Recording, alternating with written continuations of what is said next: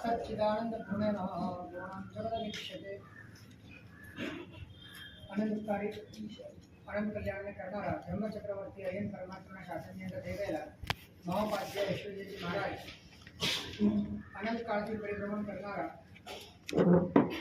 અનેક પ્રકારના વિભાવોની અંદર સંક્રાંત થઈને પોતાના વસ્તુ સ્વરૂપને ભૂલનારા એવા આપણા આત્માને બધા જ પરિભ્રમણના મૂળને તોડવા માટે પોતાના સ્વરૂપનો પરિચય આપવા માટે પૂર્ણતાનો ઉદ્દેશ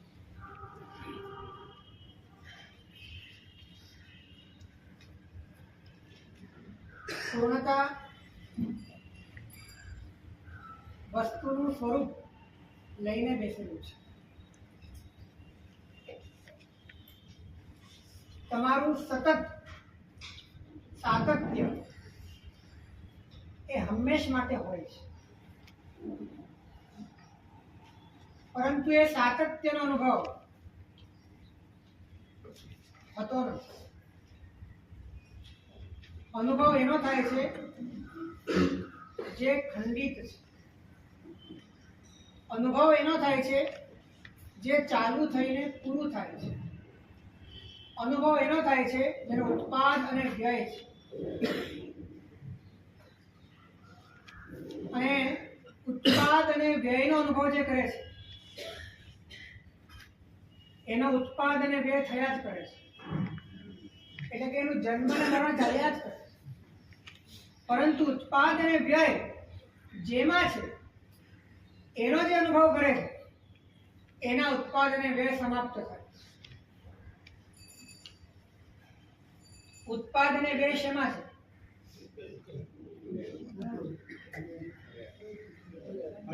આજે થોડીક સૂક્ષ્મ વાત કરવી છે.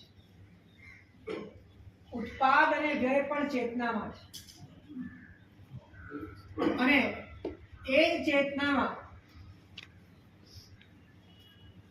ધ્રુવત્વ પણ છે. કારણ કે જે ચેતના શરીરને જાણે છે એ ચેતના ઉત્પાદ વાળી છે. આજે આ શરીર, કાલે બીજું શરીર. આ શરીરનો વ્યય થયો, બીજા શરીરનો ઉત્પાદ થયો. કોનામાં થયો? શરીર તો ઉત્પાદ વ્યય વાળું છે, પણ શરીરને ગ્રહણ કરનાર એવી જે ચેતના છે એ ચેતના પણ અત્યારે મારા શબ્દો સાંભળો છો તો દરેક શબ્દો એ ઉત્પાદ અને વ્યય એનો તમારી ચેતનામાં થઈ રહ્યો છે. પહેલો શબ્દ આવે છે અને એના પછી બીજો શબ્દ આવે છે. પહેલા શબ્દનો વ્યય થાય છે, બીજા શબ્દનો ઉત્પાદ થાય. એટલે ઉત્પાદ વ્યય વાળી ચેતના છે. અને એ ચેતના પોતે જ્ઞેયની દ્રષ્ટિએ ઉત્પાદ વ્યય વાળી છે, પણ જ્ઞેય બદલાતા હોવા છતાં એની પોતાની જે જાણવારૂપ ક્રિયા છે એ તો અખંડપણે ચાલી જ રહે છે. એની જે બિંગ સ્થિતિ છે એ તો અખંડપણે ચાલી રહી છે. માટે એ પર્યાય ચાલુ છે ત્યારે પણ, ઉત્પાદ વ્યય ચાલુ છે ત્યારે પણ દ્રવ્ય તો હવે જીવે પોતાની ચેતનામાં જે ઉત્પાદ વ્યય વાળો ભાગ છે એમાં હું પણ કરે.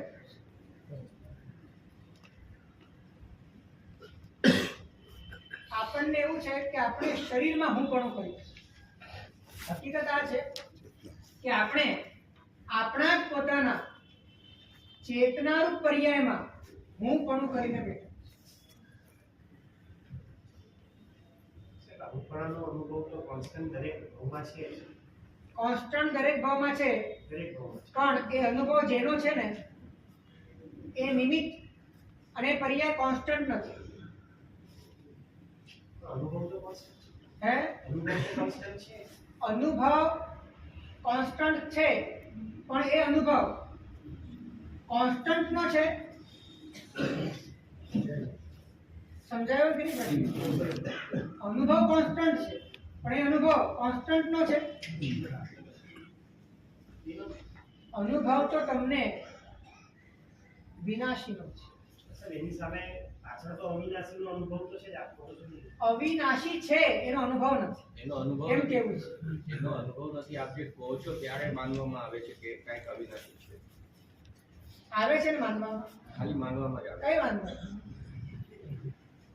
માનવામાં આવે એ પણ બહુ મોટી વાત છે. કેમ કે અંદરમાં બીજ પડ્યું હોય તો જ માની શકાય એવું છે. આ માનવું પણ બહુ અઘરું છે.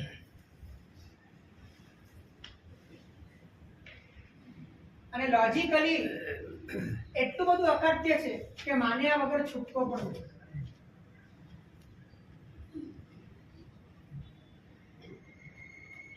હું તમને એકદમ સિમ્પલ સમજાવું કે એક ભાવમાં તમે એક જ આઈડેન્ટિટી લઈને જીવો છો તો સમજો કે એક વર્ષમાં તમે 100 આઈડેન્ટિટી ભોગવી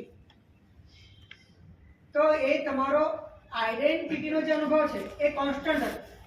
પણ એ અનુભવ કોન્સ્ટન્ટ નહોતો, ખંડિત ખંડિત. એટલે એ ખંડિત જે પણ તમારી ઉપાધિઓ, તમારી આઈડેન્ટિટીઓ ઊભી થઈ એ તમારી ચેતનામાં જ ઊભી થઈ. અને તમે જે આધાર લીધો એ પણ ચેતનામાં જ લીધો છે. બહારની વસ્તુઓ એ તો નિમિત્ત માત્ર છે. પણ તમારી ચેતનામાં જે વસ્તુ જણાઈ તમને એ વસ્તુને લઈને હું પણ અને મારા પણ તમે કર્યું છે. એટલે જે ચેતનામાં જણાતો પદાર્થ છે એ ચેતનામાં કાયમ જણાવવાનો નથી. ફરીથી, ચેતનામાં જે પદાર્થ જણાય છે એ પદાર્થ ચેતનામાં કાયમ નથી જણાવતો. માટે એ ઉત્પાદ અને વિનાશવાળો. એ ચેતના કેવી છે? ઉત્પાદ અને વિનાશવાળો. અને તે અનુભવ કોનો કર્યો? વિનાશી ચેતનાનો અનુભવ. કે જે ચેતના જ્ઞેયને પકડે છે, જ્ઞેયને ઝીલે છે અને એ જ્ઞેય ચેતનામાં કાયમ રહેવાનું નથી. એનો ઉત્પાદ વિનાશ છે. અને એની ચેતનામાં તે હું પણ અને મારા પણ કરે. સમજી રાખજો, શરીરમાં હું પણ મારા પણ છે એ બહુ સ્થૂળ વાત છે. વાસ્તવમાં તો શરીરને જાણનારી ચેતનામાં હું પણ અને મારા. તો ચેતનાનો સ્વભાવ ઉત્પાદન વાળો છે. જ્ઞેય વસ્તુથી કેવી રીતે એને જ્ઞેય સાપેક્ષ કેવી રીતે કહી શકાય કે એ ઉત્પાદન વાળો? એકચ્યુઅલી ઉત્પાદ અને વ્યય છે ને એ જ્ઞેય સાપેક્ષ ઘટે છે. બાકી જો જ્ઞેય કાઢી નાખો તો ચેતના તો પોતે અખંડ રૂપે હાજર છે. ઘટ, પટ, મઠ અલગ અલગ પદાર્થો એ ચેતનામાં આવે છે અને જાય છે. માટે ચેતનામાં ઉત્પાદ અને વ્યય ઘટે છે. અમુક સમય માટે તો એક જ પદાર્થ સામે છે, તો ત્યારે એ વખતે ઉત્પાદન કેવી રીતે? તો એ દરેક સમયે સમયના ભેદે પણ એ વસ્તુ ઉત્પાદ અને વ્યય વાળું છે. સમયના ભેદે પણ. અને બીજી રીતે કોઈ પણ વસ્તુનો વર્તમાન પર્યાય, વર્તમાન અવસ્થા એને પણ પર્યાય કહેવાય. અને વર્તમાન પર્યાય એમાં પણ ઉત્પાદ વિનાશ પણ છે કે છે. એટલે આ જીવે કાં તો કાળથી કાં તો જ્ઞેયથી કોઈ પણ રીતે કેવળ એને પર્યાયમાં જ હું પણ અને મારા પણ. પણ પર્યાયનો સ્વભાવ માત્ર ઉત્પાદન છે એવું ના કહી શકાય. હે? સ્વભાવ માત્ર ઉત્પાદન વાળો છે. એક સમય ઉત્પન્ન થશે, બીજે સમય નાશ. પર્યાયનો સ્વભાવ ઉત્પાદ વાળો છે. પરંતુ એ પર્યાય એ વસ્તુનો એક સ્વભાવ છે, સંપૂર્ણ સ્વભાવ નથી. વસ્તુનો એક સ્વભાવ પર્યાય છે, બીજો સ્વભાવ દ્રવ્ય છે. જે પર્યાય છે એ જ દ્રવ્ય છે, જે દ્રવ્ય છે એ જ પર્યાય. આ સમજવાની વાત છે. અને પર્યાય જે છે એ પર્યાય એ બીજાના નિમિત્તે ઊભું થાય છે, બીજાના નિમિત્તે ઊભો થાય છે તે પર્યાય છે. દાખલા તરીકે સમજીએ કે જીવ એ દ્રવ્ય છે, એમાંની જાણવાની ક્રિયા સતત સહજપણે થાય છે તેનો ગુણ છે. પણ એ જાણવાની ક્રિયામાં અલગ અલગ પદાર્થો બદલાયા કરે છે, જેના કારણે જાણવાના આકાર પણ બદલાયા કરે છે. એ શું છે? એ જીવના પડે. આ જીવના જ પર્યાય છે. તો સાહેબ આપણે આને કમ્પેર કરીએ સિનેમાનો પડદો અને સિનેમા ચેન્જ થયા કરે. પડદો તો એવો જ રહે છે. પડદો અહીંયા તમે એમ કહેવા માંગો છો કે પડદો બી ચેન્જ થાય? નહીં, પડદો છે એ જ પડદામાં લાઈટ છે, ઇલેક્ટ્રિસિટી છે, અને એ જ ઇલેક્ટ્રિસિટીમાં અને એ જ પડદામાં દ્રશ્ય બદલાય, બરાબર છે, રિફ્લેક્ટ થયા કરે. રિફ્લેક્ટ થયા કરે છે. ત્યારે ત્રણે સાથે છે કે? અને જ્યાં દ્રશ્ય છે ત્યાં જ ઇલેક્ટ્રિસિટી છે કે? અને જ્યાં ઇલેક્ટ્રિસિટી છે ત્યાં જ પડદો છે કે? પણ પડદો તો ચેન્જ નથી થતો. હે? પડદો ચેન્જ નથી થતો. પડદો ચેન્જ નથી થતો એવું તમે પડદાની અપેક્ષાએ કહો છો, પણ દ્રશ્યની અપેક્ષા પડદાને જોશો તો પડદો પ્રતિપળ ચેન્જ થાય. તમે કઈ અપેક્ષાએ કોને મૂલવો છે બહુ મહત્વની વાત છે. જો તમે પડદાની અપેક્ષા દ્રશ્યને જોશો તો કોઈ દ્રશ્ય ચેન્જ થતું નથી, અને દ્રશ્યની અપેક્ષા પડદાને જોશો તો પ્રતિક્ષણ પડદો ચેન્જ થાય. એટલે વસ્તુનું સ્વરૂપ આવું છે કે જો તમે એને પર્યાયથી જોશો તો આત્મા પ્રતિપળ પરિવર્તનશીલ છે, અને જો તમે એને દ્રવ્યથી જોશો તો તમામ પરિવર્તનોની વચ્ચે એ પરિવર્તન છે જ નહીં, એ સ્થિર છે. એટલે અપરિણામી છે એમ કહી શકાય. પણ એ અપરિણામી છે ત્યારે પણ પરિણામ છે કે? તમે એનું અપરિણામીપણું કઈ દ્રષ્ટિએ જોયું? દ્રવ્યની દ્રષ્ટિએ. તમે એના પરિવર્તન થતા હોવા છતાં એ પોતાના મૂળ સ્વરૂપે અનુસ્યુત છે એ દ્રષ્ટિએ જોયું, પણ એ વખતે પરિણામ હાજર છે કે? પરિણામ હાજર છે. એટલે વસ્તુનું સ્વરૂપ એ બંને સ્વભાવ લઈને બેઠું છે.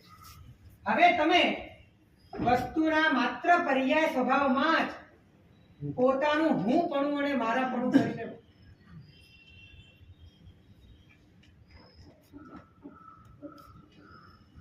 થોડીક ટેકનિકલ વાત છે, પણ દ્રવ્ય, ગુણ અને પર્યાય એની વાત સમજ્યા વગર પૂરેપૂરો ઉઘાડ થતો નથી.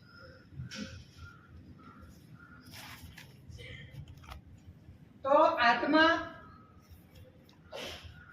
એ જ્ઞાન સ્વરૂપ છે, તે જે જ્ઞાન સદા હાજર છે એ જ દ્રવ્ય છે. જે જ્ઞાન સહજ રૂપે જાણવાની ક્રિયા કરે છે તે એનો ગુણ છે, અને એની અંદર જ્ઞાનના કારણે કે વિકારોના કારણે જે ફેરફાર થાય છે એનો પર્યાય. એટલે જ્ઞાન જ દ્રવ્ય છે, જ્ઞાન જ ગુણ છે, અને જ્ઞાન જ પર્યાય. હવે પ્રોબ્લેમ એ થયો છે કે જીવે પોતાના જ્ઞાન પર્યાય કે જે પર્યાય જ્ઞેયના નિમિત્તે ઊભી થઈ રહી છે. તમે જે પણ જાણી રહ્યા છો એ તમારી તમામ જાણકારીઓ એ જ્ઞાનનું પર્યાયાત્મક સ્વરૂપ છે, અને પર્યાયાત્મક સ્વરૂપ જે છે એને જ આપણે જીવન માની લીધું છે, એને જ આપણે જાણે કે આપણા પોતાનું અસ્તિત્વ માની લીધું છે. આ જે ભૂલ છે પર્યાયમાં આત્મબુદ્ધિ, જ્ઞાનનું જે પડખું પર્યાયોની વચ્ચે પણ એક સામાન્ય સ્વરૂપે, એક અવિચલ સ્વરૂપે, એક અપરિણામી સ્વરૂપે હયાત છે, વિદ્યમાન છે, ત્યાં હું પણ મારાપણું કરે જીવ તો જ ક્ષમતામાં આવી શકે. હવે એ હું પણ મારાપણું બુદ્ધિથી થતું નથી. બુદ્ધિથી કરવા જાય તો સ્પર્શાતું પણ નથી. અહીંનું હું પણ મારાપણું છૂટે તો એ સ્પર્શા એવું છે. એટલે આખી ગેમ છે ને તમારી ચેતનામાં. એટલે પર્યાય બુદ્ધિ એ પણ શરીરમાં છે કે ચેતનામાં છે? એ પર્યાય બુદ્ધિ કરનાર ચેતના છે કે શરીર છે? હે? હવે આ પર્યાય બુદ્ધિ ક્યાં થઈ રહી છે? ત્યાં દ્રવ્ય હાજર છે કે નહીં? પર્યાય બુદ્ધિ જે કરનાર છે એ પોતે દ્રવ્ય છે કે નહીં?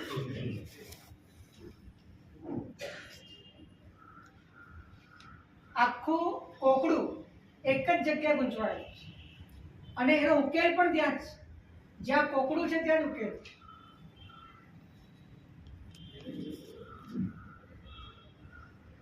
અને માટે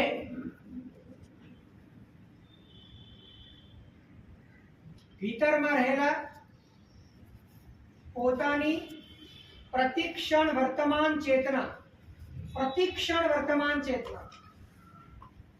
એની ઉપર જો ધ્યાન આપવામાં આવે અને એમાં રહેલું જે પાસું અખંડ ધારાએ વર્તી રહ્યું છે, ચેતનાના પ્રતિક્ષણ જોતા ખ્યાલ આવે છે કે પ્રતિક્ષણ એક જ પાસું વર્તમાનમાં વહી રહ્યું છે અને એ પાસું છે નોઈંગ. બાકીના ચેતનાના તમામ પાસાઓ એ તો બદલાયા કરે છે. હું તમને કહું છું કે તમે નામમાં અને તમારા શરીરના આકારમાં પણ જે હું પણ કરો છો ને 24 કલાકમાં શું તમને 24 કલાક એ તમારા ઉપયોગમાં હોય છે? નથી હોતું. એટલે તમારી ચેતના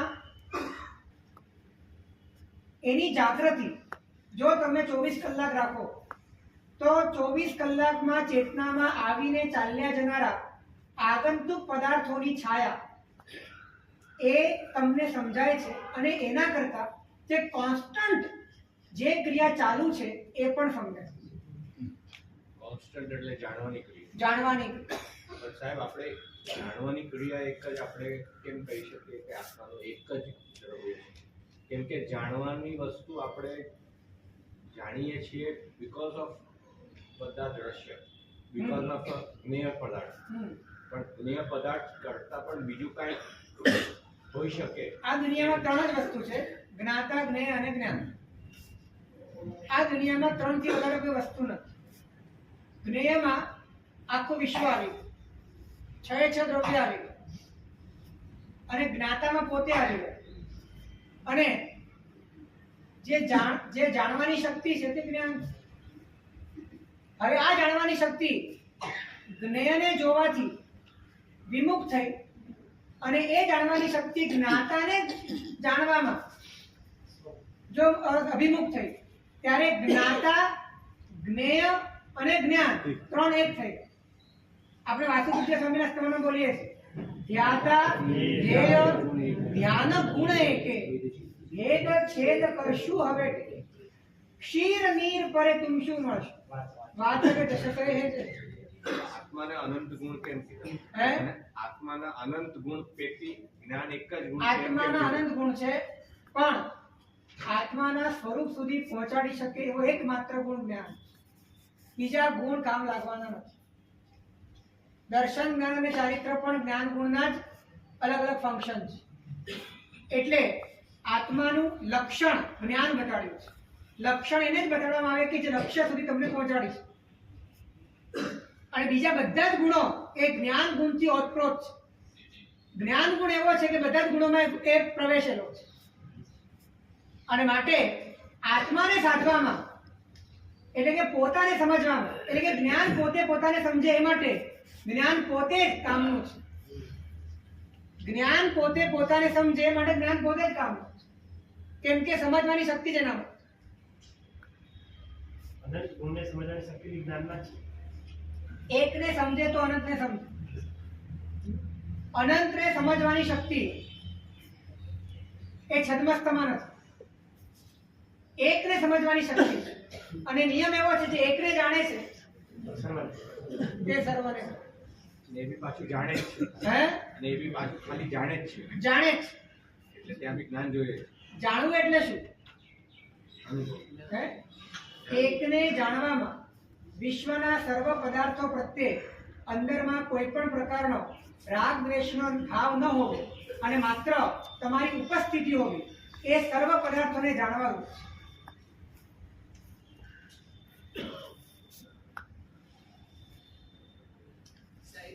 એક વાત કહું તમને, જે મુનિ 6 સાતમે ગુંઠાણે છે અને જે કેવળ જ્ઞાની એ 12 13મે ગુંઠાણે છે, એ બંનેના જ્ઞાનમાં ફરક શું છે? તો કે જ્ઞાતાનું જે જ્ઞાન છે એનું જ્ઞાન તો 6 સાતમા વાળાને પણ છે અને કેવળ જ્ઞાનીને પણ છે. કદાચ થોડોક મોહનીયનો ઉદય છે માટે કદાચ સંપૂર્ણ સ્થિરતા નથી, તો પણ એને અનુભવ તો થઈ જ રહ્યો છે. અને કેવળ જ્ઞાનીને વિશ્વના લોકાલોકના સર્વ ભાવો પોતાના જ્ઞાનમાં પ્રગટ થયા છે અને આને પ્રગટ નથી થયા. હવે કેવળ જ્ઞાની જે પ્રગટ થયા છે એને પણ જાણવા માંગતા નથી અને આને પ્રગટ નથી થયા એને પણ જાણવા માંગતા નથી. એટલે આમ જોવા જાવ તો એ પ્રગટ થયા કે ન થયા એનો કોઈ મેટર નથી. અને એ દ્રષ્ટિએ કીધું છે કે એક જે એકને જાણે છે તે સર્વને.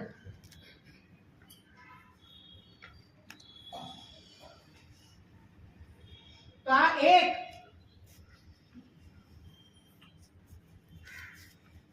જે અનેક જણાઈ રહ્યું છે, એ અનેક જેમાં જણાઈ રહ્યું છે ત્યાં જ. ફરીથી આ એક જે અનેક જણાઈ રહ્યું છે એ અનેક જેમાં જણાઈ રહ્યું છે ત્યાં જ. એટલે પ્રતિક્ષણ વર્તમાન તમારી જે ચેતના છે એ ચેતના એની જાગૃતિ જો તમને હોય, કોન્સ્ટન્ટ તમારું ધ્યાન તમારી પર હોય, તમારી પર, શરીર પર નહીં, મન પર નહીં, તમારી પર તમારું ધ્યાન હોય. અને તમે એટલે જે જાણો છો તે જ તમે છો. એટલે કે જે જાણવું ચાલી રહ્યું છે એની પર તમારું ધ્યાન હોય. ફરીથી કહું છું, તમારું ધ્યાન તમારી પર હોય. જે જાણવું પ્રતિપળ તમારા કોઈ પણ જાતના એફર્ટ વગર ચાલી રહ્યું છે એની પર તમારું ધ્યાન હોય, ત્યારે બદલાતા બધા જ ભાવો અને ન બદલાતી જ્ઞાનની ધારા બે વચ્ચેનો તફાવત દ્રષ્ટિમાં ઉદિત થાય.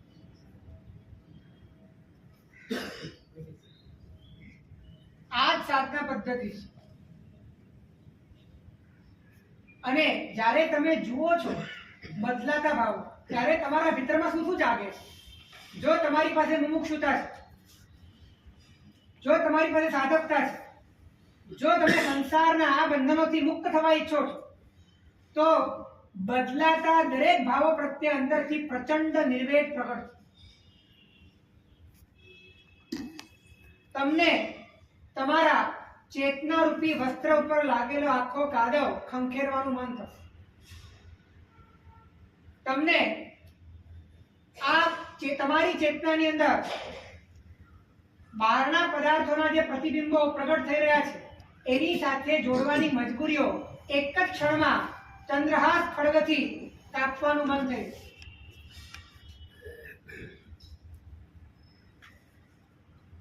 તમને ખ્યાલ આવશે કે આટલો બધો પથારો સાવ જ બિનજરૂરી છે. આનો કોઈ અર્થ જ નથી, કોઈ મતલબ નથી. આ બધાની સાથે હું શા માટે બેઠો છું? આંતરિક રીતે તમને તમારી ફ્રીડમ સમજાશે કે કેટલી દિવ્ય છે, કેટલી ભવ્ય છે. આ બધી ગૂંથામણી કેટલી બધી અંતરથી તમને મૂંઝવણમાં નાખનારી છે. અને એ પોતાના આત્માનો શ્વાસ, જે શ્વાસ એવો છે ભાવ પ્રાણ રૂપ છે, જે લેવાતો નથી, જે મુકાતો નથી, જે છે એ સમજાય છે. એ સમજાતાની સાથે અંતરની અંદર એક અદ્ભુત મુક્તિનું પરાક્રમ છે.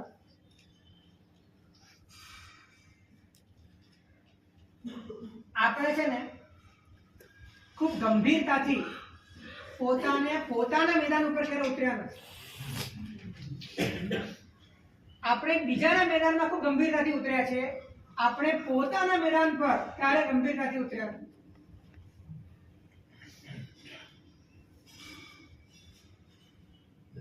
જ્ઞાની કહે છે તું તારા ભીતરમાં એક નાનકડા ખાબોચિયામાં ખદબદતા કીડાઓ જેવા તારા મનને જો, તો તને ખ્યાલ આવશે કે આ કેટલા બધા દુઃખનો સમૂહ હું લઈને બેઠો, અને એને જોતા જોતા એના પ્રત્યે નિર્વેદ પ્રગટ થશે. તને ખ્યાલ આવશે કે આ તો અશુચિ છે, વિષ્ટાની અશુચિ, એ તો કદાચ સંડાસમાં છે, પણ આ અશુચિ તો તે પોતે ઊભી કરે છે.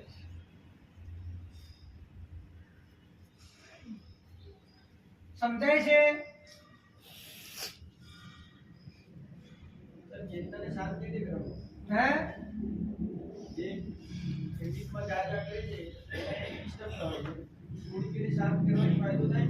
એટલે તમે સૌથી પહેલા જ્ઞાનીઓએ બતાડ્યા મુજબ તમે કોણ છો એનો તમારા મનમાં સ્વીકાર થાય કે તમે જ્ઞાન સ્વરૂપ છો, ચેતના સ્વરૂપ છો. અને હવે તમારે તમારા મેદાનમાં આવવાનું છે, એટલે કે તમારે સતત જાગૃતિ શેની પર રાખવાની છે? તમારી ચેતના પર રાખવાની છે. અને એ વખતે ચેતનામાં ઉઠતા દરેક ભાવો એ તમને જ્ઞાનીના વચનથી વિરુદ્ધ જણાય છે. અને એ વખતે તમારા ભીતરની અંદર એ દરેક ભાવો માટે અંતરથી નિંદા ગરહા જાગે. તમારા ભીતરમાં એક સેન્સિટિવિટી ઊભી થાય છે, તમારી અંદર એનાથી પ્રતિક્રમણ કરવાની શક્તિ આવે છે. અને આ જ વ્યવહાર ધર્મ છે, આ રીતે કહેવાયેલો વ્યવહાર ધર્મ છે. તમે તમારા મેદાનમાં આવ્યા વગર જ પ્રતિક્રમણ કરી દો, તે પ્રતિક્રમણ થતું નથી, કેમ કે તમે ત્યાં એ ભૂમિ પર જ નથી આવ્યા.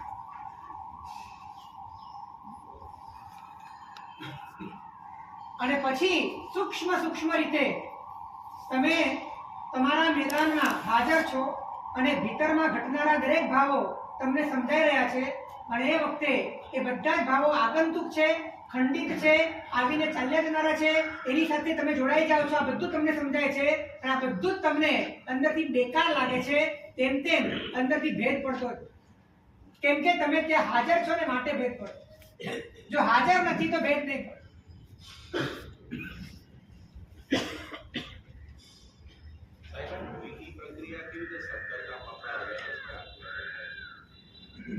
જો અવેરનેસમાં રાખવા માટે તમારે બીજું શું કરવાનું છે? તમારે કશું ક્રિએટ નથી કરવાનું, તમારે કોઈ યોગદાન નથી આપવાનું, તમારે કોઈ ડોનેશન નથી આપવાનું. તમારે કરવાનું શું છે? ફક્ત જાગૃતિ જ, બીજું કાંઈ નથી. અને એટલું આપણે ના કરીએ તો પછી પતી ગયું. અને નોઈંગની પ્રક્રિયા ઉપર જાગૃતિ તમે કદાચ ન રાખી શકો, પણ પહેલા તમે ચેતના રૂપ છો એ ભૂમિ પર તો આવો. અને પોતાના મેદાનમાં આવીને તમારી અંદર હવે જે થઈ રહ્યું છે એ બધું જ તમને તમારાથી ડિસ્ટ્રેક્ટ કરનારું છે, તમને તમારાથી દૂર લઈ જનારું છે. એ બાબતનો રંજ, એ બાબતનો અંદરનો ખટકો અને એ માટેનું આંતરિક રીતે મિચ્છામી દુક્કડમ અને ગરહા એ પણ જો અંદરમાં પેદા થઈ જાય તો પણ ધીરે ધીરે શુદ્ધિ તમને તમારા આંતરિક અનાદિકાલીન નિરંતર ચાલનારા પ્રવાહને જાણવાની તમારામાં શક્તિ પેદા કરે.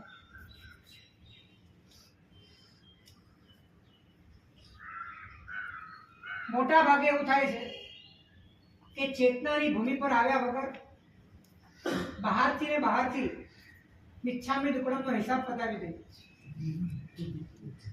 આપના ભયથી પણ હે? આપના ભયથી પણ ઈચ્છા પાપના ભયથી થાય છે, એના કરતા બહુ દુઃખના ભયથી થાય છે. અને એ દુઃખ સહન કરી શકાય એવું લાગતું નથી. અને ભૌતિક સુખ મળવું જોઈએ એવી ભીતરમાં ક્યાંક ને ક્યાંક ભાવના છે. ચલો એ પણ માન્ય છે, પણ એ દુઃખનો ભય એ માત્ર તમે આ ભાવ પૂરતો રાખશો ને આવતા ભાવમાં પણ ઉભો રહેશે તો શું કામનો? ભવો ભાવ માટે ખતમ થઈ જાય એ માટે તત્વની પ્યાસ હોવી જોઈએ. ભવો ભાવ માટે બધા જ ભય ખતમ થઈ જાય એ માટે અભય એવું તત્વ અંદરથી રૂચવું જોઈએ.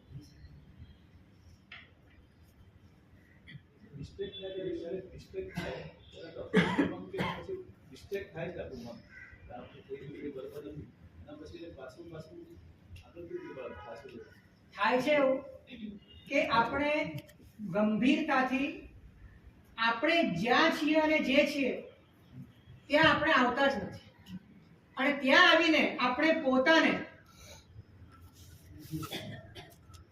કંઈક ગુમાવી ચૂક્યા છીએ એવું ફીલ પણ કરતા નથી. એવું આપણને ફીલ નથી થતું કે આપણે કંઈક ગુમાવી બેઠા છે. એ ફિલિંગ આવે ત્યારે તમારા ભીતરથી જ એ ખૂબ જ સંવેદનશીલ ગરહા અને નિંદા થાય છે. ખૂબ જ સંવેદનાત્મક રીતે પ્રાયશ્ચિત થાય છે. કેમ કે તમે તમારી ભૂમિ પર આવ્યા છો. તમે જે છો એ તમે સમજાય છે હવે તમને અને ત્યાં તમે સમજાય છે કે હું ખરેખર હું ખોઈ બેઠો છું. તમે જ્યારે શરીરની ભૂમિ પર છો અને તમે જ્યારે આત્માના હિતનો વિચાર કરો છો તો ત્યારે તમે કશું ખોઈ બેઠા નથી એવું તમને લાગતું જ નથી.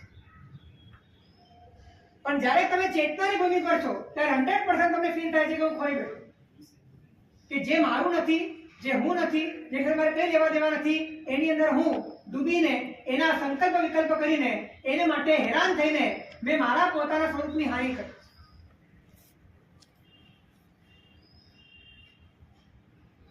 આ વાત હું જે શબ્દોમાં કહું છું એ શબ્દોમાં તમને સમજાય છે કે નહીં ખબર નથી, પણ થોડી સૂક્ષ્મ વાત છે કે પોતાની ભૂમિ પર આવીને જાગૃત થાઓ. તમે જે છો એ ચેતના છો અને ચેતના રૂપે ઉપસ્થિત થઈને જ્યારે તમે વિચારો છો ત્યારે તમને તમારા હિત અને અહિતના માપદંડ સમજાય છે, એના વગર સમજાતા નથી. તો તમારા ભીતરમાં સંવેદનશીલતા જાગે છે, અન્યથા જાગતી નથી. સાહેબ જે પોતે પોતાના સ્થાન ઉપર આવે છે એ પોતે કોણ છે? ચેતના રૂપ. અત્યારે ચેતના રૂપ લઈએ છીએ. અત્યારે શુદ્ધ સ્વરૂપની વાત કરતો નથી. અત્યારે હું ચેતનાની વાત કરું છું. ચેતના તો છો જ તમે. અને ચેતના જે પ્રતિક્ષણ તમે ચેતના રૂપ છો એ ભૂમિ પર જ્યારે તમે આવો છો ત્યારે તમારા એંગલ તમારા માટે બદલાય છે. તમે આવો છો એટલે મન, તમે એટલે મન લો તો પણ ચાલશે, કે મન એ જ્ઞાન જ છે. મન એ જ્ઞાનથી જુદી વસ્તુ નથી. અને જ્યારે તમે સતત તમારી ભૂમિ પર ઊભા છો, જે પોતાની ભૂમિ પર ઊભો છે ને એ જ વ્યક્તિને એનો કબજો મળી શકે. બીજાની ભૂમિ પર રહીને પોતાની ભૂમિ પરનો કબજો ક્યારે મળતો નથી. જે પોતાની ભૂમિ પર છે એને ખબર પડશે કે આની અંદર અતિક્રમણ શું થયું છે.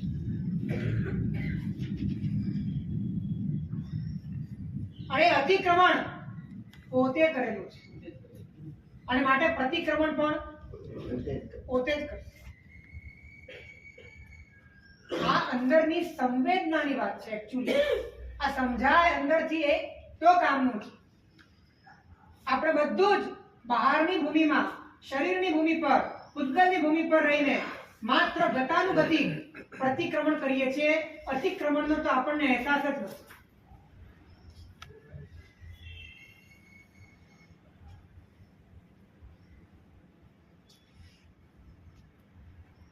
અને જ્યારે તમે તમારી ભૂમિ પર 24 કલાક હો છો ને ત્યારે અંદર તમારી ઉપસ્થિતિ માત્રથી કામ થવાનું શરૂ થાય.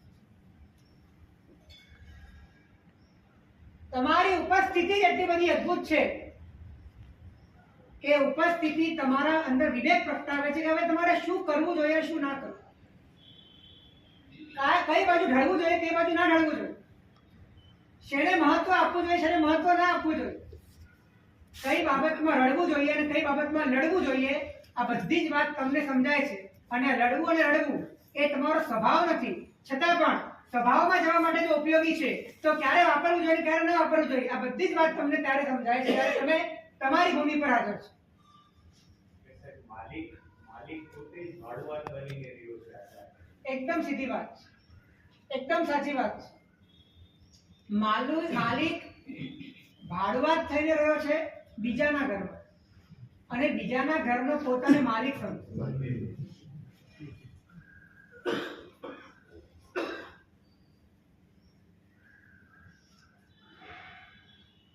એટલે પ્રભુના વચનને જો આપણે સીધા સોસરવા ઉતારવા છે તો પ્રભુ આપણને જે ફલક ઉપર ઊભા રાખીને કહેવા માંગે છે એ ફલક ઉપર આપણે ઊભા રહેવું પડશે. પ્રભુ આપણે ચેતનાના સ્તરથી વાત કરી રહ્યા છે ત્યારે આપણે પણ આપણી એ ભૂમિ પર ઊભા રહેવું પડશે અને તો જ પ્રભુના વચન સમજાશે.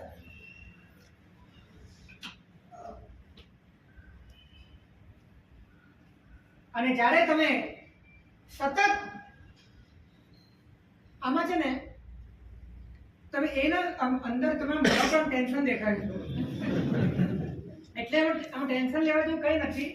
તમારે તમારી ભૂમિ પર એટલે તમે જે સતત છો જે જાણો છો એ જાણવું જે તમારું ચાલુ છે એ તમારી ભૂમિ છે એમ કેવું છે.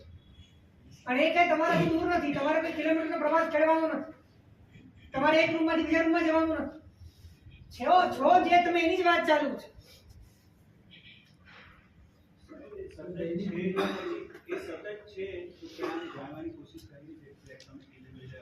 તમે જે જાણો છો ને એ જાણવું એ સંવેદવું એ વેદવું એ કન્ટિન્યુ ચાલુ છે કે નથી? તો એ જ તમે છો. તમે એ ભૂમિ પર આવો. હું શુદ્ધાત્માની વાત નથી કરતો. ચેતનાનું જે સ્તર છે એ સ્તર પર પણ જો તમે આવી જશો તો પણ તમારી અંતરમાં એક ક્રાંતિ જ આવી જશે.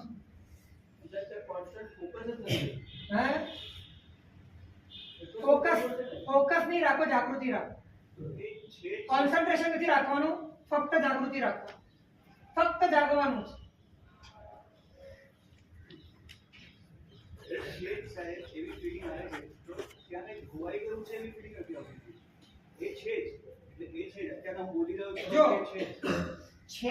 એ તમે કઈ વાત કરો છો? શુદ્ધ સ્વરૂપની વાત કરો છો. એ તમે પરમાત્માની વાત કરો છો. હું અત્યારે જે વાત કરું છું એ તમારી વાત કરું છું. તમારી એટલે તમે પ્રતિક્ષણ જે લાઈવલી જે તમે તમારી ચેતનાના સ્તરે હાજર છો એની વાત કરું છું. અને ત્યાં તો તમારે આવવું જ પડશે. ત્યાં આવ્યા વગર ઉદ્ધાર નથી. સમજાય છે?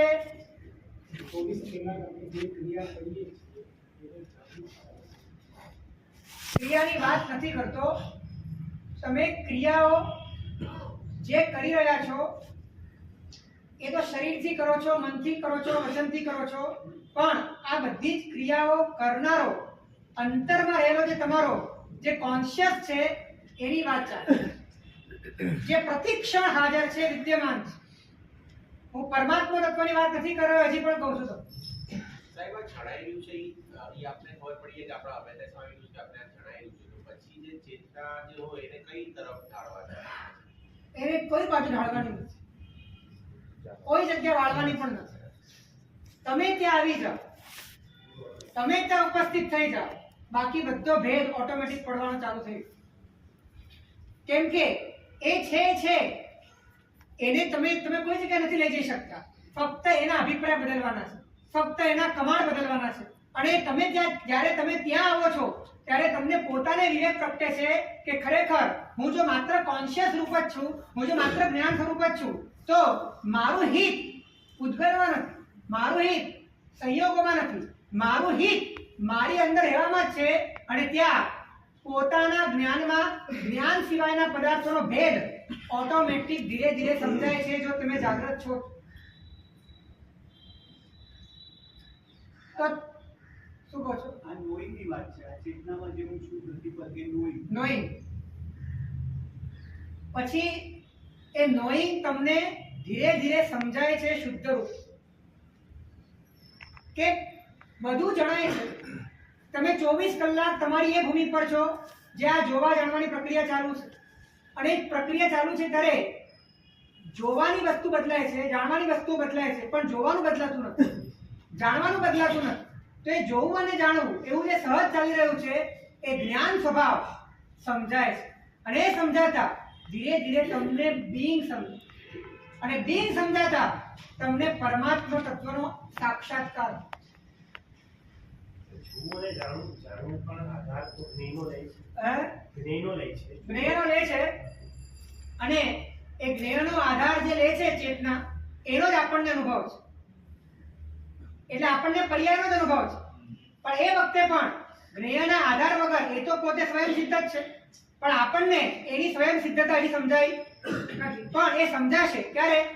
જેમ જેમ તમે ત્યાં ઉપસ્થિત રહીને અંતરથી જાગૃત રહેશો અને નોઈંગને સમજતા જશો, તેમ તેમ તેમ ધીરે ધીરે જ્ઞેય બદલાતા જશે, પણ સતત કોન્સ્ટન્ટ કંઈક હાજર છે. એ સાહેબ ઉપસ્થિત જ્ઞેયની અંદર છે. ઉપસ્થિત જ્ઞેયની અંદર છું, પણ એ વખતે પણ તમારી જાણવાની પ્રક્રિયા ચાલુ છે, તો તમારે એ પ્રક્રિયા પર હાજર થવું છે, તમારે પ્રક્રિયા પર ઉપસ્થિત થવું છે.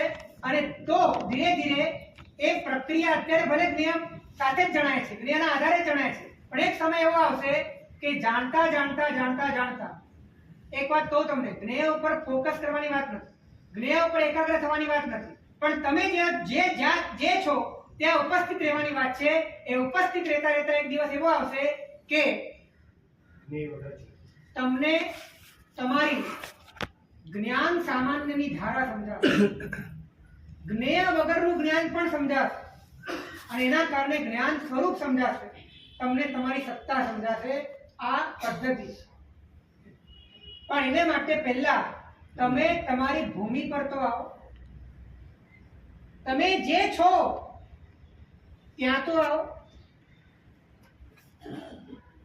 અને તમે ચેતના રૂપ છો, તમે કોન્શિયસ રૂપ છો, તો સતત કોન્શિયસનેસ, એની અવેરનેસ, એની જાગૃતિ જો રહે તો તમારા કોન્શિયસમાં ઉભરનારા આવનારા કચરાઓ ડમ્પિંગ ગ્રાઉન્ડ બની ગયું છે, જાણે કે આખું કોન્શિયસ, અને એની સાથે તમારું જોડાણ છે, એ મલિનતા ઊભી કરે છે, અને મલિનતા અંદરથી ખટકે છે, અને એ વખતે પરાક્રમ ઊભો થાય. દુષ્કૃત ગઢા છે ને, બહુ ઊંડી વસ્તુ છે. એટલે સાહેબ અત્યારના અમે બેઠા છીએ અને એક માઇન્ડ એમ કહે છે કે તારું મન ભટકી ગયું છે. એ વસ્તુ એ તમે કહો વિચ ઇઝ અવેર કે મન ભટકી રહ્યું છે. મન ભટકી રહ્યું છે એટલે કે તમે જ ભટકી રહ્યા છો. No, there is an separate awareness which knows કે તે ભટકી રહ્યું છે. જે પણ ચાલી રહ્યું છે એ તમારી અંદર જ ચાલી રહ્યું છે. તો તમારું જ્યાં ચાલી રહ્યું છે ત્યાં તમારી ઉપસ્થિતિ હોય અને તમને સતત તમારા ભીતરના ભાવો પર તમારી નજર હોય, તમને ખ્યાલ આવતો હોય, અને તમને ધીરે ધીરે ખ્યાલ આવે કે આ બધું દુઃખરૂપ છે, આ બધું જ કાદવમાં ખદબદતા કીડા જેવું છે, આ બધું જ અશુચિ છે. અંદરથી વૈરાગ્ય ઘોર જાગી જાય તમને તમારા ઉપર. તમે તમારાથી અજ્ઞાત છો, તમે પોતાને ઠગીને, આંખે પાટા બાંધીને બીજી ભૂમિ પર આવીને સપનામાં જીવી રહ્યા છો. જ્યારે તમે તમારી ભૂમિ પર આવો છો ત્યારે અંતરથી પરાક્રમ જાગે છે, પુરુષાર્થ જાગે છે, અને બધું જ ફગાવીને તમે જે સ્વરૂપે છો એ સ્વરૂપે નિખરવા માટે તમારા ભીતરની અંદર પુરુષાર્થ જાગે. તો ગઈકાલે વાત કરી ડુઈંગ, નોઈંગ અને તો હવે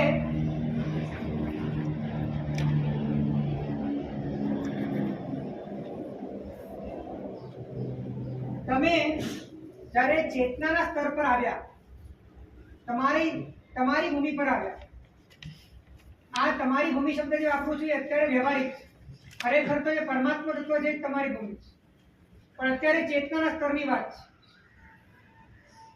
અને ત્યાં આવ્યા પછી જે નોઈંગ છે એની જાગૃતિ નથી રહેતી, અને કોઈ પણ બાહ્ય પદાર્થોને સાથે જોડાઈને અંતરમાં આ હું કરું છું ને આ મારું છે, આવો જે ભાવ જાગે છે એ શું છે? એ બધું ડુઈંગ છે, એ બધું જ ડુઈંગ. પણ એ ભાવ જ્યારે જાગે છે ત્યારે જો તમે એને જાણવા જાઓ છો કે આવો ભાવ જાગે, અને એ જાગેલા ભાવોને પણ જો તમે દ્રશ્ય તરીકે જુદા પાડ્યા, અને એ વખતે પણ અંદરમાં સહજ રીતે નોઈંગની ધારા તો ચાલુ જ છે. જો તમે ત્યાં જાગૃત થયા તો હું પણ અને મારા પણ જે પરમાં થતું હતું એ અટકી જશે અને નોઈંગ ચાલુ થઈ જશે. ડુઈંગ વખતે નોઈંગ ચાલુ હોય છે, પણ ડુઈંગ વખતે નોઈંગની જાગૃતિ, અને જ્યારે નોઈંગની જાગૃતિ હોય ત્યારે ડુઈંગ ચાલતું. જે સમયે ડુઈંગ હોય એ જ સમયે નોઈંગની જાગૃતિ થવી જોઈએ કે સમટાઈમ્સ એ સમય થઈ જાય તો ડુઈંગ ખતમ થઈ જાય. હા એ સમય થઈ જાય તો ડુઈંગ ખતમ થાય. પ્રારંભિક સાધના આપણે ડુઈંગ થઈ ગયા પછી પાછળથી જ્યારે આ સાધના વિચારોમાં એટલે નોઈંગમાં જઈએ ત્યારે ખબર પડે કે આ એકચ્યુઅલી મારા દ્રશ્યની બહારનું જ છે, મારું દ્રશ્ય શું કરે છે અને એ પાછળથી પણ અનુભવાય જાય. તો એ પાછળથી અનુભવાય ત્યારે ખરેખર આપણે એ વસ્તુ અપરાધ કરીને બેઠેલા હોઈએ છીએ. ત્યારે આપણે અપરાધ કરીને બેઠેલા હોઈએ છીએ. એ વખતે અપરાધ કર્યા પછી નોઈંગમાં તરત ન જવાય. અપરાધ કર્યા પછી પડિક્કમામી, નિંદામી, ગરામી કરવું પડે. અપરાધ કર્યા પછી જો સીધા નોઈંગમાં ચાલ્યા જાઓ તો પોતાની જાતને બચાવવાની વાત છે કે ભાઈ હવે આપણે સાક્ષી થઈ ગયા, આપણને હવે કંઈ નડતું નથી. પણ અપરાધ ન કરવો હોય તો પહેલેથી જ નોઈંગમાં રહેવા જોઈએ. અને જો અપરાધ થઈ ગયો છે તો પડિક્કમામી, કેમ કે અપરાધ કર્યો ને ત્યારે તમે એકાકાર થયા તો જ અપરાધ કર્યો. હવે એકાકારતા જે થઈ તમારી એને તમારે પેલા ઢીલી પાડવી પડે. તમે ખોટું કર્યું છે સ્વીકારવું પડે, તમારે પાછા વળવું પડે, પછી તમે નોઈંગમાં જઈ શકો. તો એ માટે પડિક્કમામી, નિંદામી, ગરિયામી અનિવાર્ય છે. એ કયા સ્વરૂપે કેવી રીતે કરવાનું? હે કઈ રીતે કરવાનું? જ્યારે તમે પોતે અનુભવી રહ્યા છો કે મેં મારી જાગૃતિ ભ્રષ્ટ કરી નાખી છે, મને અત્યારે હું જાણનાર છું કે હું જાણું છું એ ધારણો મને કોઈ બોધ જ નથી. હું તો પૂરેપૂરો આની અંદર રાગદ્વેષના ભાવોથી તણાઈ ગયેલો છું. ત્યારે એ ભાવો કેટલા બધા જો અંદરમાં આના પ્રત્યેનું આકર્ષણ છૂટી જાય એ માટે જે પણ વિચારવું પડે ને જ્ઞાનીને આરાધના કહીશ. પછી તમે નરકનો વિચાર કરો તો પણ ચાલે, નિગોદનો વિચાર કરો, બધી વાતો પછી સાચી છે, ખોટી એક પણ નથી. પરમાત્માએ બતાવેલા તમામ વિપાકો એ બધી જ વાત એ યથાર્થ છે. એ બધો વિચાર કરીને ભાવનાઓ ભાવીને એના પ્રત્યેનો તમારો જે વેગ છે એ વેગને સાવધ ઝીરો કરી નાખો, પછી તમે નોઈંગમાં જઈ શકો. અત્યારે થાય છે એવું, અપરાધ કર્યા પછી સીધો નોઈંગમાં ચાલ્યો એટલે એને અંદરથી આશ્વાસન મળે કે ચાલો આપણે છૂટી ગਏ. પછી એવું થાય કે હું તો છું, હું તો છું, આ બધું ભલે થાય, ના મારું કઈ છે ને એટલે મને કઈ પાપ લાગતું નથી. એટલે પાપ કરીને પણ પોતે અંદરથી જોડાયેલો હોવા છતાં એની જવાબદારીથી મુક્ત થવા માંગતો હોય અને છતાં પાપની બધી બારીઓ ખુલ્લી રાખવા માંગતો હોય એ વ્યક્તિ માત્ર નરકનું પોતે સર્જન કરે છે. આપણી ભૂમિ ઉપર હોય ડિસ્ટ્રેક્શન થઈ, આપણી ભૂમિ પર હોય ડિસ્ટ્રેક્શન થાય છે, બીજું કોઈ વિચાર આવે છે, આપણે ખ્યાલ આવે છે વિચાર આવે છે, પણ વિચાર પાછા વિચાર કરવો જોઈએ. તમે તમારો ખિલ્લો ખોડીને રાખો, તમે તમારી બેઠક મજબૂત કરી નાખો. તમારી બેઠક જેટલી મજબૂત હશે એટલી તમારી તાકાત વધશે.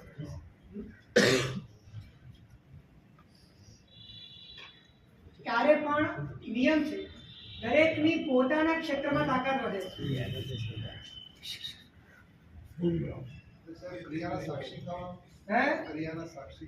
અત્યારે સાક્ષી થવાની તાકાત નથી. અત્યારે જ્યાં સુધી નોઈંગની ધારા ન પકડાય પૂરેપૂરી ત્યાં સુધી સાક્ષી થવાની તાકાત નથી.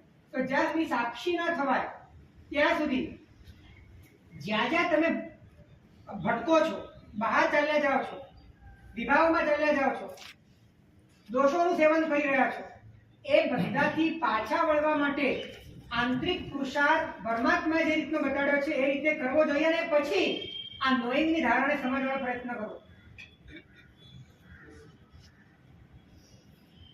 નિશ્ચયમાં આવ્યા પછી મોટા ભાગે એવું લાગે છે કે પાપ તો આપણને લાગતું જ નથી.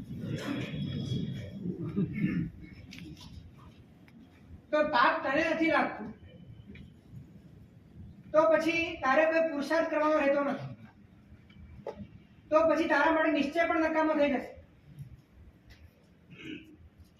જીવ પરિણામી છે, પરિણામ વાળો છે અને પ્રતિક્ષણ એના ભીતરના અધ્યવસાયો પ્રમાણે એના ગણિત મંડાય છે. આ વાત ભૂલવી ના. એમાંથી એને મુક્ત કેવી રીતે થવું એનું એક આલંબન લેવા માટે નિશ્ચયનું પોતાનું એક સ્વરૂપ કે આત્માનું જે સ્વરૂપ એવું છે કે જ્યાં કોઈ પણ પ્રકારનો ઉત્પાદ રહે નથી, જ્યાં સ્થિરતા છે, એનું જો તું આલંબન લઈ લઈશ, એને જો તું સ્પર્શ કરી લઈશ તો આ બધા ભાવોથી, બહારના ભાવોથી મુક્ત થઈને તું સ્થિર થઈ જઈશ. પણ તું હજી ત્યાં પહોંચ્યો નથી. કલ્પનાથી માની રહે છે કે હું પહોંચી ગયો છું, સ્વીકારી લે છે કે હું શુદ્ધ છું, અને પછી તારાથી જીવનમાં પાપો પણ થાય છે, તું ભળે પણ છે, તું રાચી માચીને વિષયોની અંદર પ્રવૃત્ત થાય છે, અને તું એમ કહે છે કે હું શુદ્ધ છું. એટલે સાહેબ વૈરાગ્ય રૂપી વ્યવહાર જોઈએ સાહેબ. વૈરાગ્ય એ જ વ્યવહાર છે. વૈરાગ્ય એ સૌથી મોટો વ્યવહાર છે. જે વ્યવહારમાં વૈરાગ્ય નથી ને એ વ્યવહાર પણ નથી.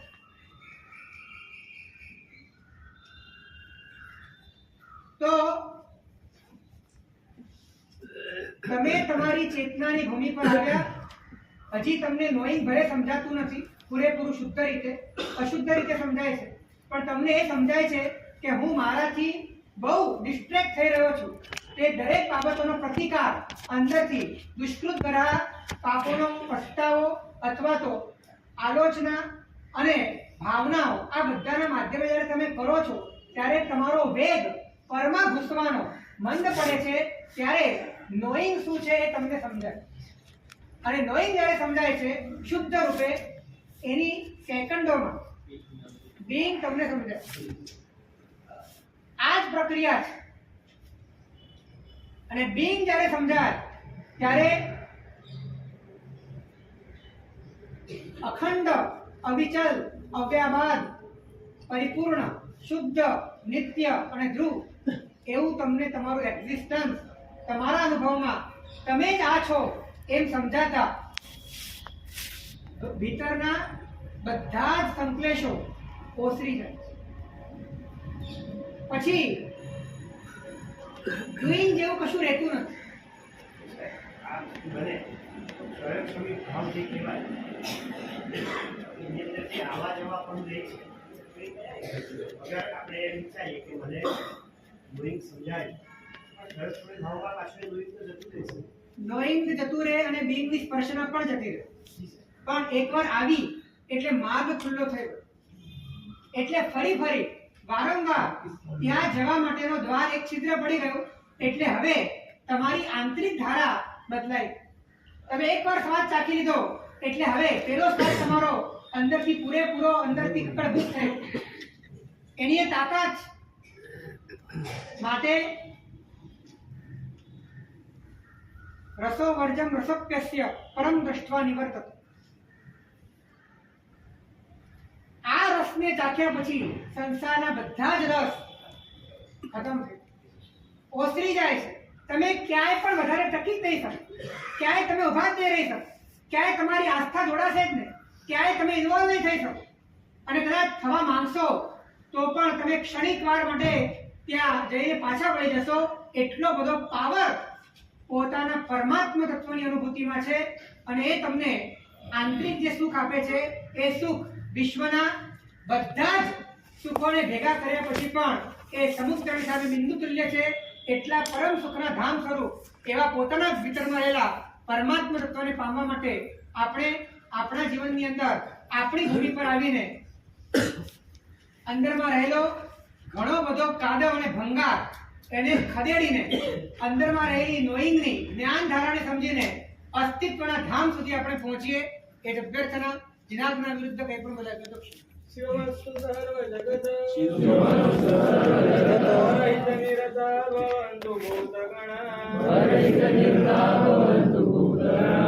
સપ્રયાન્તુ નાસં સર્વત્ર સુખી ભવતુ લોકઃ.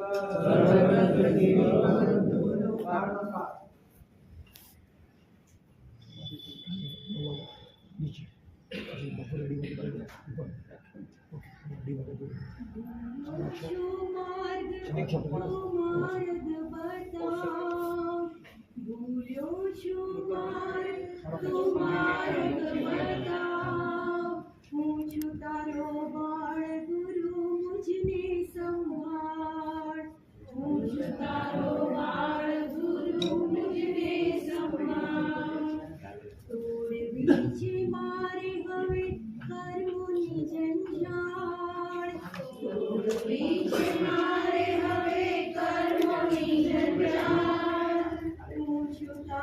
બાળ ગુરુ મુજને સંભાળ હું છું તારો બાળ ગુરુ મુજને સંભાળ દુર્લભ આ દેહને ન જાણી શક્યો એકાંતે પ્રભુને ના પામી શક્યો સમજણ છે મુજે મારો છૂટે સંસાર હું છું તારો બાળ ગુરુ મુજને સંભાળ હું છું તારો બાળ ગુરુ મુજને સંભાળ આજે આ ભક્ત કરે તેની પુકાર તારા ચરણોમાં કર મુજને સ્વીકાર ગુરુના ચરણે છે મારા આત્માનો ઉદ્ધાર ગુરુના ચરણે